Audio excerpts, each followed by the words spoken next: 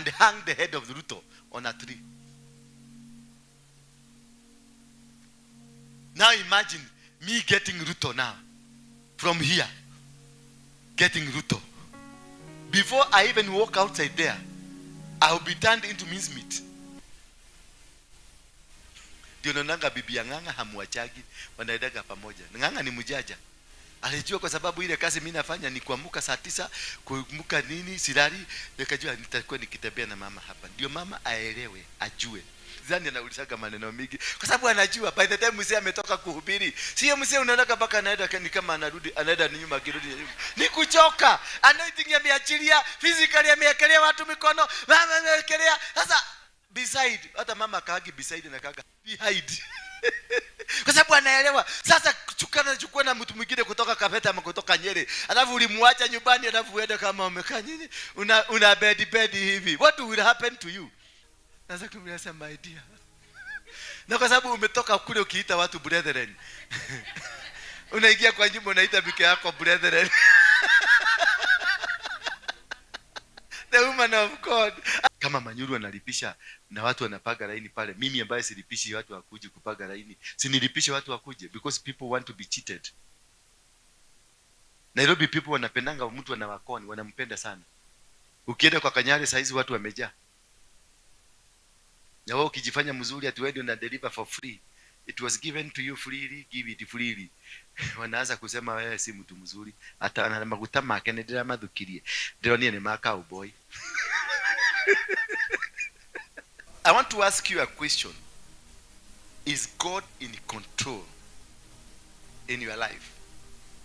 Ukiangalia ile mambo unapitia, ukiangalia the situation that you are in, the complications of life, umaskini ambao uko ndani yako, magonjwa ambao uko nayo, rejections ambazo zuko nazo, is God in control?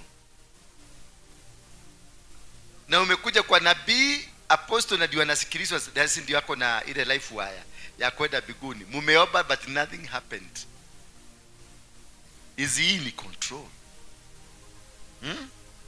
He is in control. Na hata na challenge zote, he is still in control. Aya. Oh, anakoria ogoi gayari ogeteine.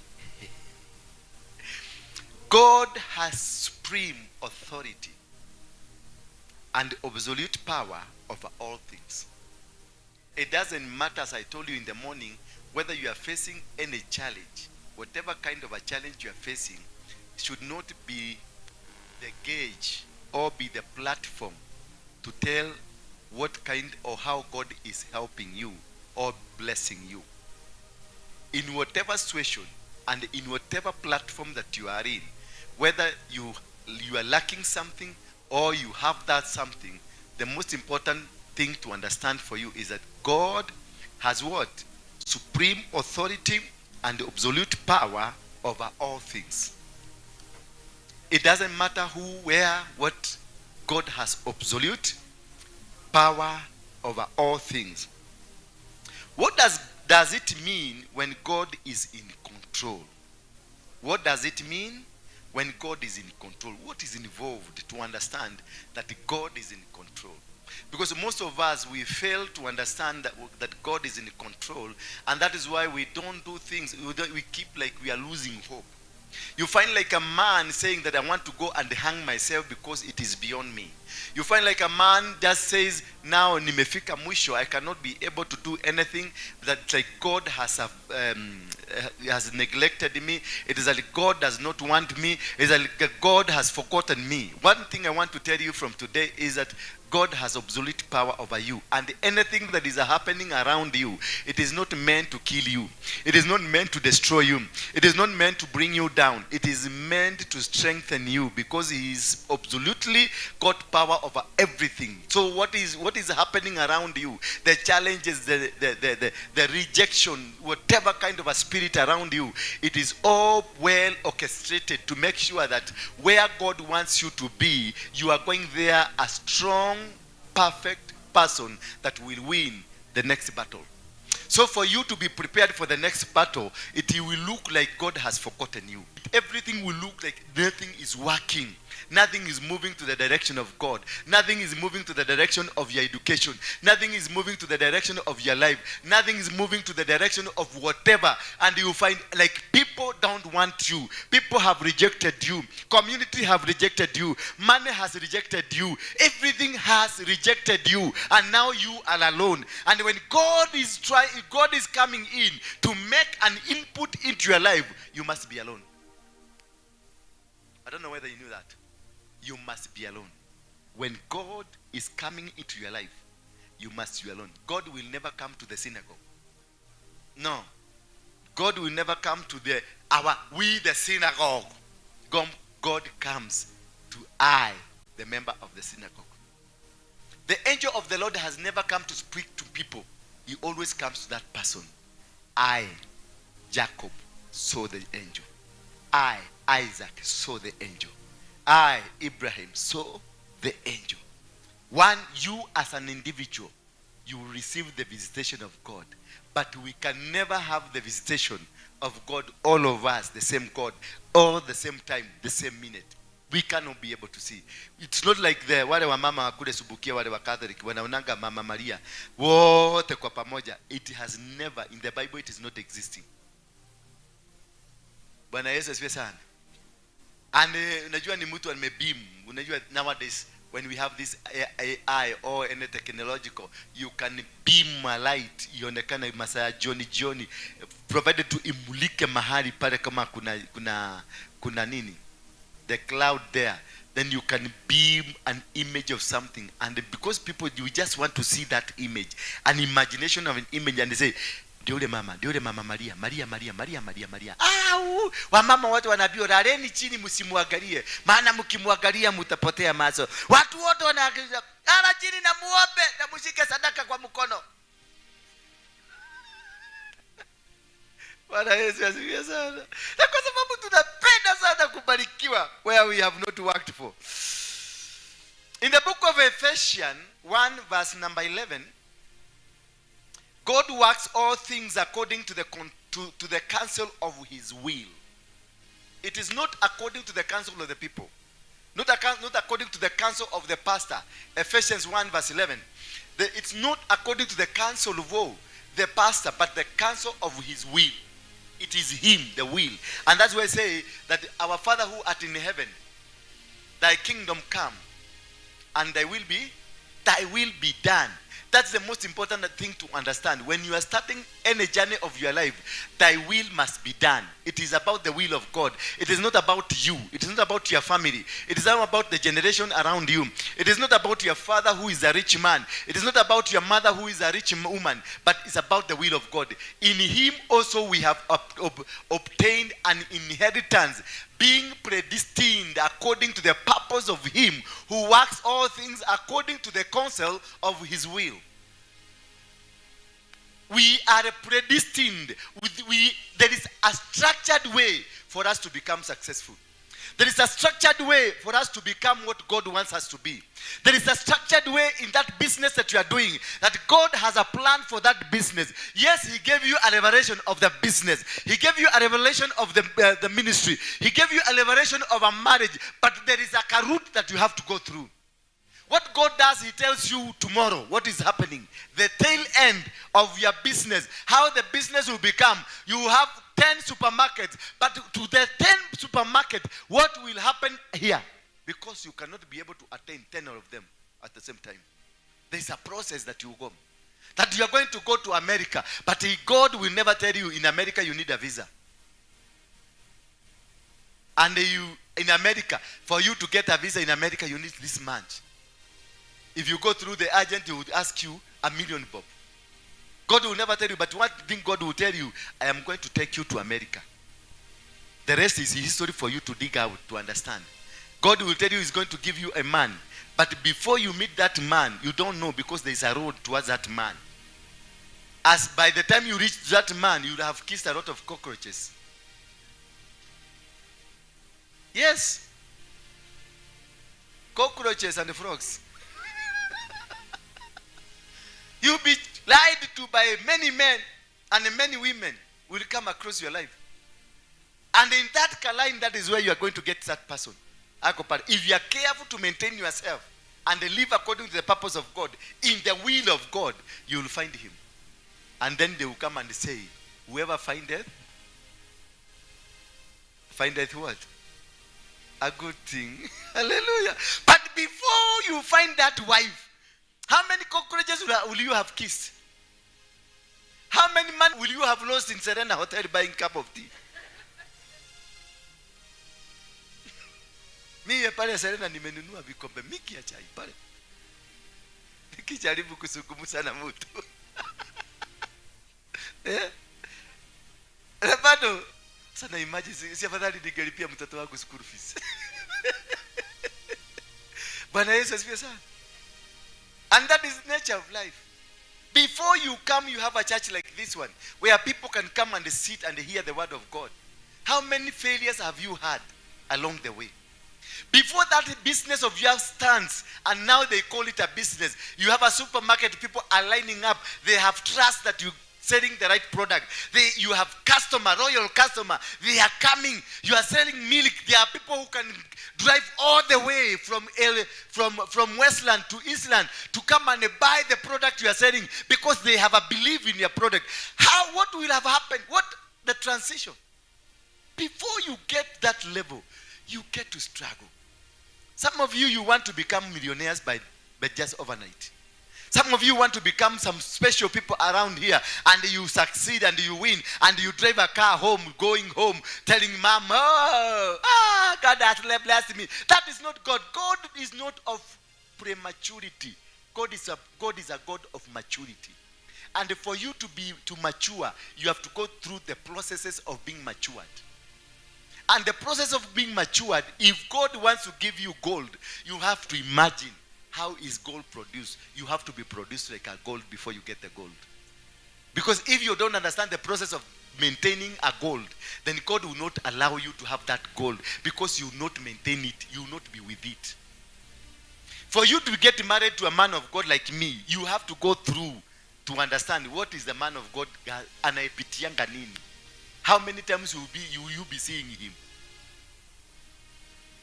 Hello? Huyu man of God, how many times utakuwa kimuona mara ngapi? Ndio nanga bibi ya Ng'ang'a hamuachagi, wanaendaga pamoja. Ng'ang'a ni mjaja. Alijua kwa sababu ile kazi mimi nafanya ni kuamka saa 9, kuamka nini silali, nikajua nitakuwa nikitembea na mama hapa. Ndio mama aelewe, ajue. So the woman became immune. She became part of the process. Kwa hivyo hata ulisaki maneno mingi, sidhani anaulisaga maneno mingi. Kwa sababu anajua by the time mzee ametoka kuhubiri, sio mzee unaona baka anaenda ni kama anarudi, anaenda nyuma kirudi. Ni kuchoka. Anointing yameachilia, physically yameekelea watu mikono, mama ameekelea. Sasa beside, hata mama kaagi beside na kaga behind. Kwa sababu anaelewa. Sasa chukua na mtu mwingine kutoka Kabeta ama kutoka Nyeri, alafu ulimwacha nyumbani, alafu uende kama umekaa nini, una bed hivi. What will happen to you?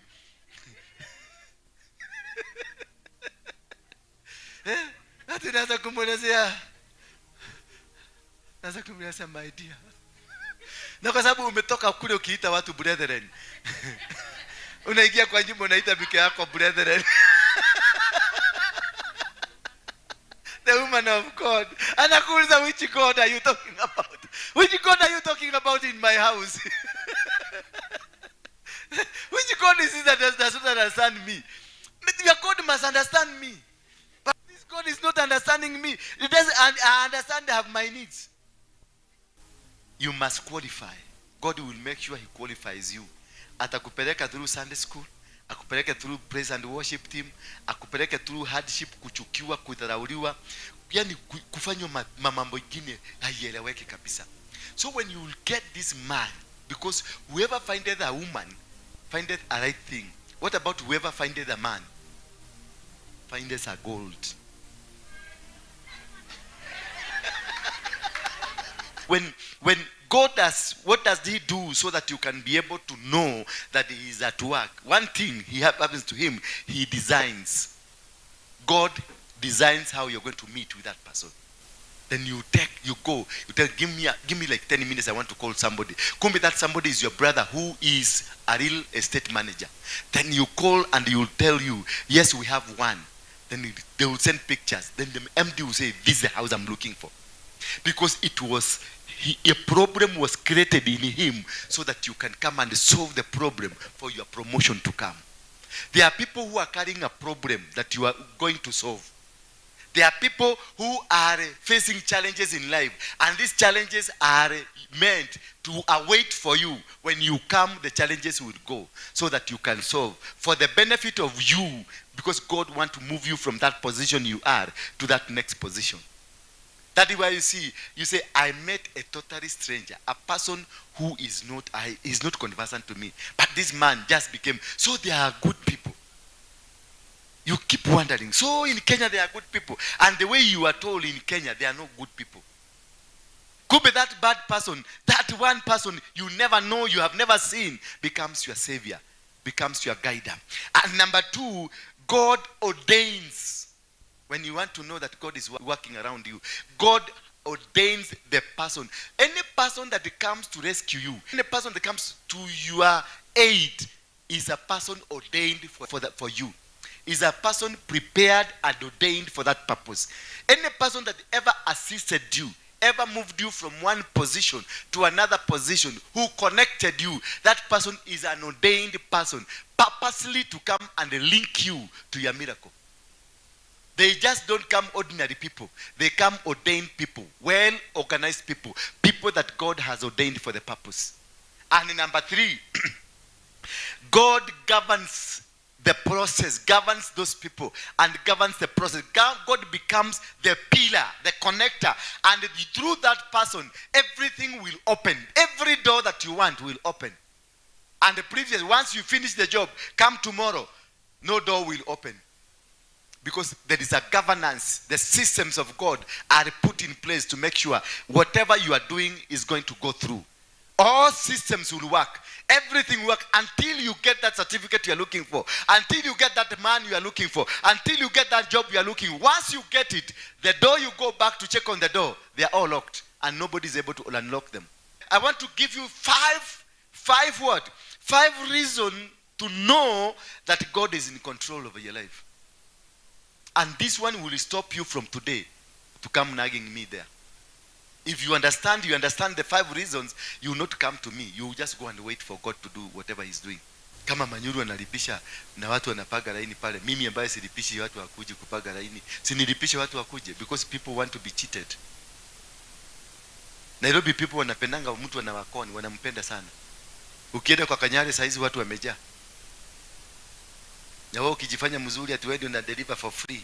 It was given to you freely, give it freely. Wanaanza kusema wewe si mtu mzuri, hata ana maguta make ndira madhukirie. Ndiro ni maka boy.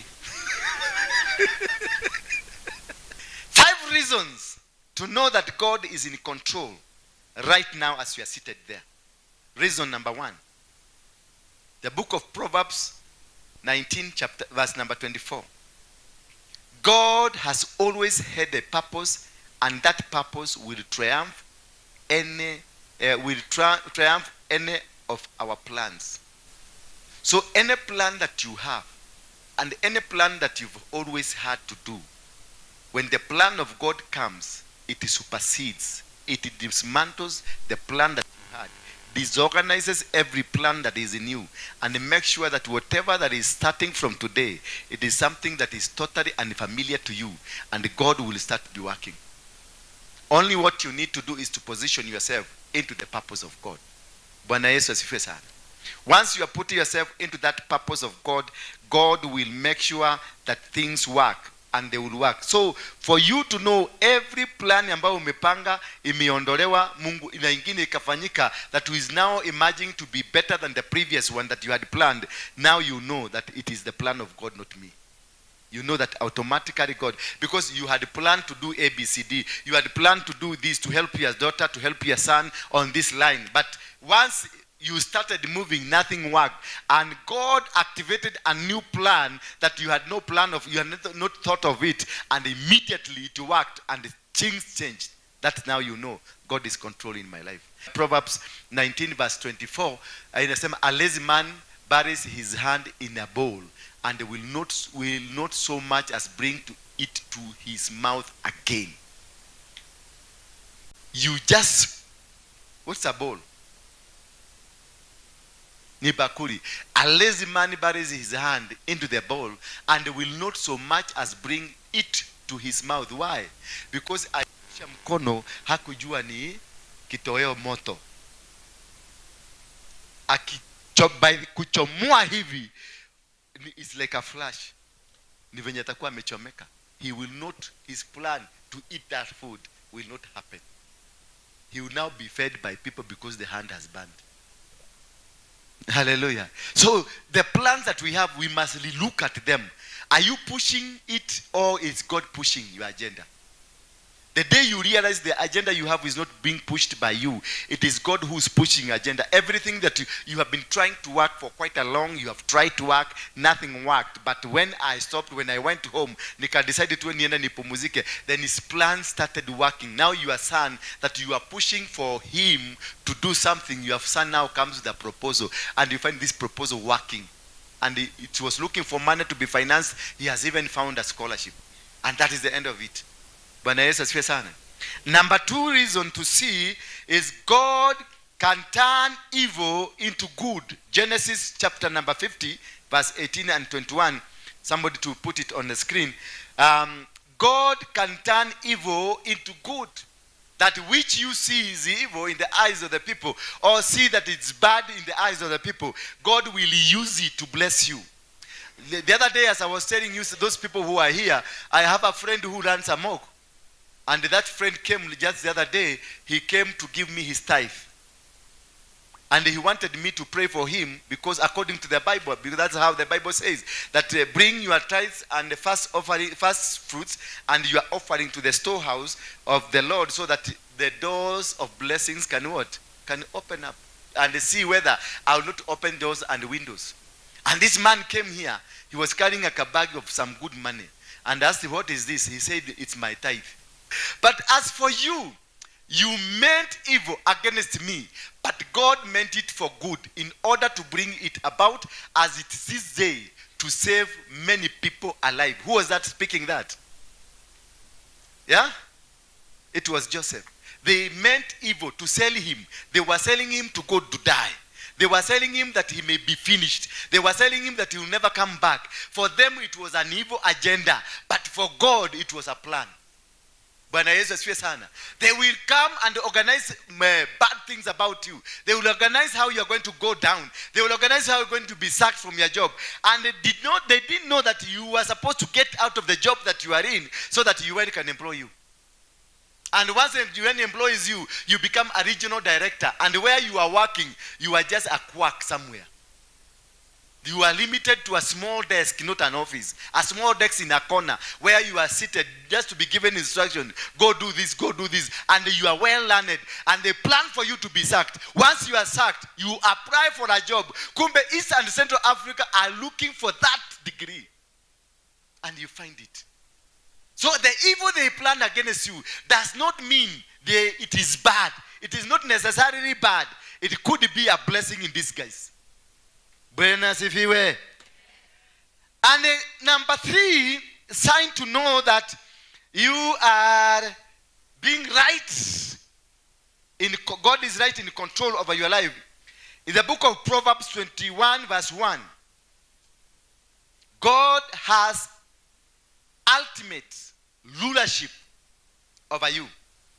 He governs the word according to his purpose and his plan. God is superior in whatever you do. He is superior in every movement you have in your life. He governs everything that you do. The king's heart is in the hand of the Lord. Like the rivers of water, he turns it wherever he wishes. Did you understand that English? The king's heart is in the hand of the Lord. So the heart of the king is in the hand of who? So whatever that happens to the king, it is God's implementation.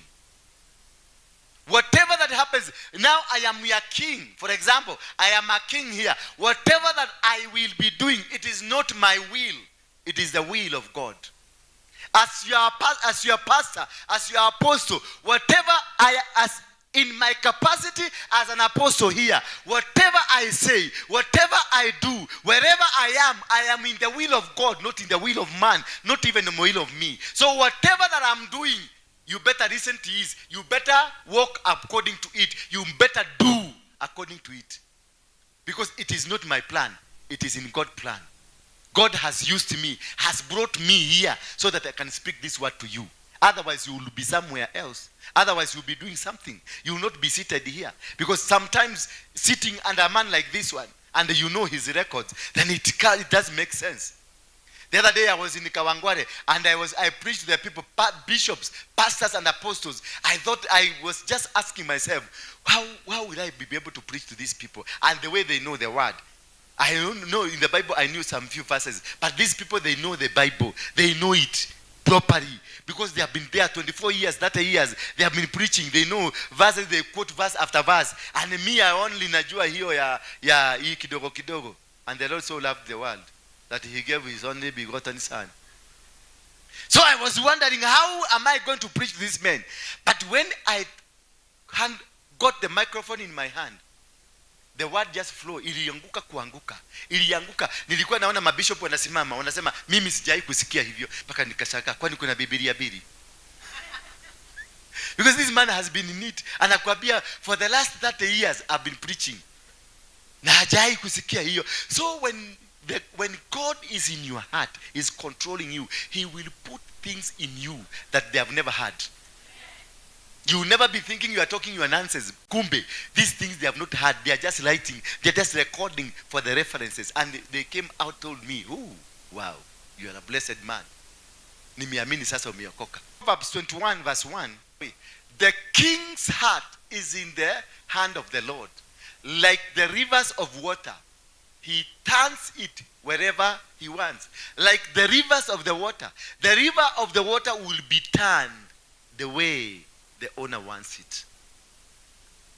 Water can decide, I'm going to follow a straight line. But by the time the water reaches Lake Victoria, the water will have meandered so many places. The water will have been, watakuwa wamekunia ndani, machura zitakuwa ndani, vitakataka vitakuwa. By the time the river goes where it is supposed to be going, many things could have happened. That is how your heart is. Bwana Yesu asifiwe sana. Sign number 4. God manages our sanctification. He is working in us. God manages our sanctification. Is someone writing? God manages our sanctification. He is working in us, and it is only with him that we can find purpose. He is working in us, and it is only with him that we can find purpose and joy in the trials. God will never give up on you. He has never given up on us. The book of Philippians 1 verse 6. Being confident of this very thing, that he who has begun a good work in you, for sure he will complete it until the day of the coming of Jesus Christ. That he who began a good work in you, he will complete it. So whatever that you say you are going through should not be a blockage to the purpose of God in you, to the reason of God in you. When you are going through trials, he is still with you. When you are going through difficulties, he is still with you. When you are going through rejections, he is still with you. When the people will rise up against you, because same God is still with you. He has not forsaken you nor left you. This God, the Bible says in the book of Psalms 41, even if you lie down on a sick bed, I will still stand with you. I will change your life. When Moses died, Joshua had given up because Moses to them was a man that was meeting God on a face-to-face purposes. But when he died, For them, they didn't have a way to understand how are we going to maneuver it? How are we going to go through it? God had a plan. God had an agenda. He had an agenda in the name of Joshua.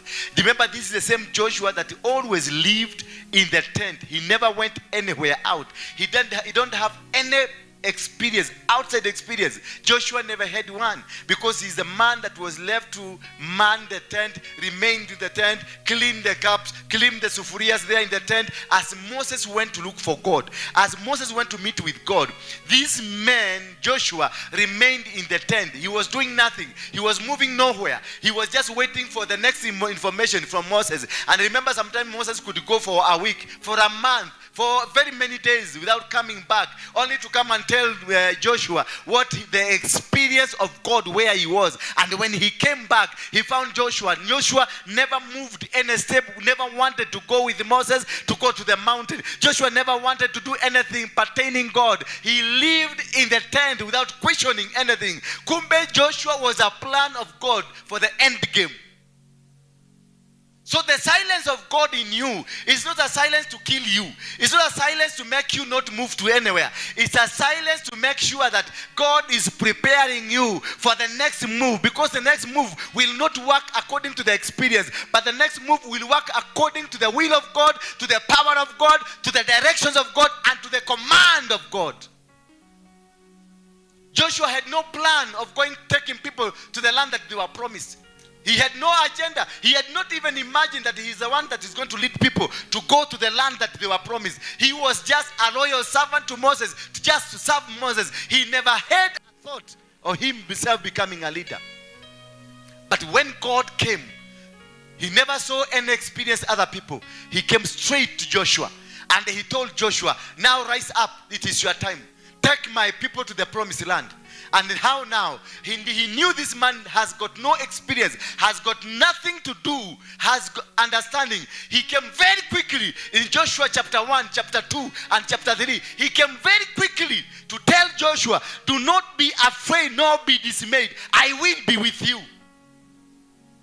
So he did not require any experience, any education, any teaching. He only required God to be with him. Because in war, wherever he went to go, he went to Gibeon, he went to Ai. He conquered all those nations with much ease. A man that has never led an army. But he conquered, and he won every battle. He was sent for a king. Like Ruto, now being sent for Ruto, to bring the head of Ruto. And he captured the king, killed the king, and hung the head of Ruto on a tree. Now imagine me getting Ruto now. From here. Getting Ruto. Before I even walk outside there, I will be turned into mincemeat. But this man had an experience that nobody understood. He went and captured the king, cut his head, hanged it on the tree. He moved to another king. He did the same. He captured all the territories with much ease. The much strong territory, Ai, he was sent to Ai, but God gave him his instruction. You first of all send some people to go nyuma ya Ai in the night and camp in the bush. Then get another people to go in front of the Ai in the daytime. Then he told the people in the daytime, they will walk towards Ai. And then, as they get into the middle, the enemy of the Ai, the people in the Ai, will see you coming. Then your people will pretend they are fearing. They will run. Then they will draw the soldiers there. Watawafuata na bunduki, watawafuata na mapanga, wakisema maadui wamekuja. As they were chasing you, the people who are behind, they get into the city. They burn the city. That was the plan of God. God is a master planner. He planned how to draw people out of the city, because you can never defeat a person in his city. You don't know the Panya roots. So they had to be removed from the city to be slaughtered outside. As these people were running away towards Gedorai, towards Thika, all the people in the city, they were chasing this man. They were chasing these people, the army of Joshua. They chased them and they left their city empty. Now the other side of the people from Joshua, they came and they burned it. They turned to see what is happening to their city. They saw their city being burned. turning to go back to stop the fire, these men who were running, they came and slaughtered them. The people already had captured the city. They slaughtered the remaining, and the city was conquered. So don't worry of what you are going through. Just set yourself free for that plan of God. When the plan of God starts, even kings will be killed for your sake. Nations will be destroyed for your sake. 1 Corinthians 10 verse 13. No temptations has overtaken you that is common to man. God is faithful, and he will not let you be tempted beyond your ability. But with the temptation, he will provide the way of escape that you may be able to endure it. That is the perfect will of God. That yes, temptation will come. Challenges will come to you. But he will provide an ability for you to get out of. No temptation has overtaken you except such as is common to man. But God is faithful, who will not allow you to be tempted beyond what you are able. But with the temptations, will also make the way of escape that you may be able to bear it. He will cause a reason for you. He will cause a way for you where there is no way. And you will be able to get out of this temptation. And you run away. And he will take you to the position that he wants you to be. Because when God is blessing you, he causes a situation of you that you will not be able to sit there again. When Moses was about to start now the job of liberating his people, he killed a person. Not by plan, not by design, but accidentally he killed a person. And when he realized he has killed a person, he buried that person alone. But remember, God kept an eye to see what he has done, because the day for him to get out of that place was ready. When God is planning to help you, when God is planning to change your life, when God is planning to do something new in your life, he will cause strategically that he will cause you to move, not by your will, but by the will of the situation that you are in. Moses had to run away, and when he confronted some few people around there, these people came to him and they reminded him, do you know we saw what you did yesterday? And he saw, Kai, so these people know what I did.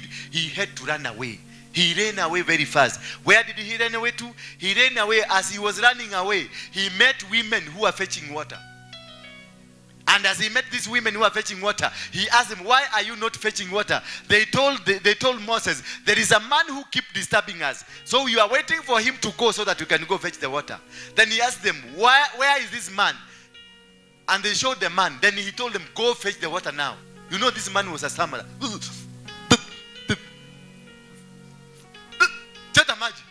And this man was a giant. These women told him, no, this man is very dangerous. He will kill you. No, go take your water.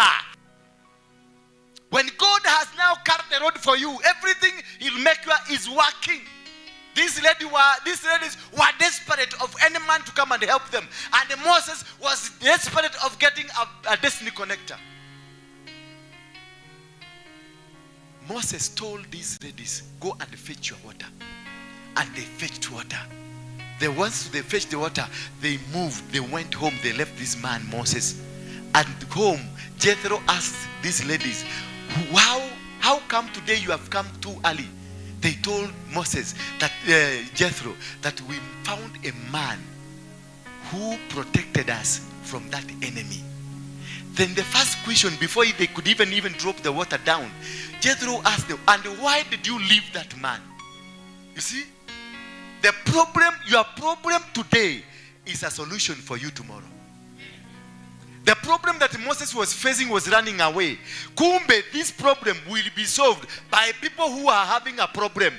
They are being challenged by a person who is stopping them from fetching the water. Kumbe, Moses was chased away from there to come and rescue these girls, so that this girl will be a connection to where? To Jethro's house. And when he was taken to Jethro's house, he found a woman. Hallelujah. And whoever findeth their wife, findeth that what? A good thing. Wow. He found a good thing. Because when he stayed there, he was told by Jethro, sasa kazi yako ni kuchunga kondoo na busi. And he started chungaling kondoo na busi. As he went to the mountain, Mount Sinai, where he was taken to the goats, akaona the bush is burning. Bwana Yesu asifiwe sana. You see the trajectory of God's purpose. When God has purpose, has decided this is your time, he will make sure everything is working to plan. The man has helped these ladies. The ladies have taken him to home. And to home, they have decided let him go to the bush to kuchunga mbuzi. And at home, God, as he go to chunga mbuzi, in the mountain, God has set fire. So when he went, he saw the fire. The bush was burning. And he decided to draw closer to where the bush was burning. And as he went there, he heard a voice. He heard a sound from heaven. And he was told, mahali umesimama ni patakatifu, toa hizo takataka zako. And from that time, it was a different story for Moses. I want to assure somebody here, from today, it is a different story for you. From today, it is a different story for you. From today, anything that you are lacking, you're going to find it. Anything that was a complication to you, it will never be a complication to you. Anything that you are fighting against you, whoever that have always stood against you, he will never be standing against you, because the purpose of God has reached now. The reason for God has been brought you to this world. It has come. That reason God brought you on earth, it has come now. It is a no point of turning. No turning back. It is going forward. As Moses was chased away, he was going regretting why I killed. But God in him was just taking him where the miracle is. You might be here because you are crying of what happened yesterday. You might be here because you don't know what to do tomorrow. But I'm telling you, you are pushed here so that you receive your message for today and for tomorrow. So that you can be liberated. So that you can win every battle that is ahead of you. It is not a coincidence. It is not a by the way. It is a plan of God. You are not here by just faking. I say to you, and I say somebody, you are here because it was designed.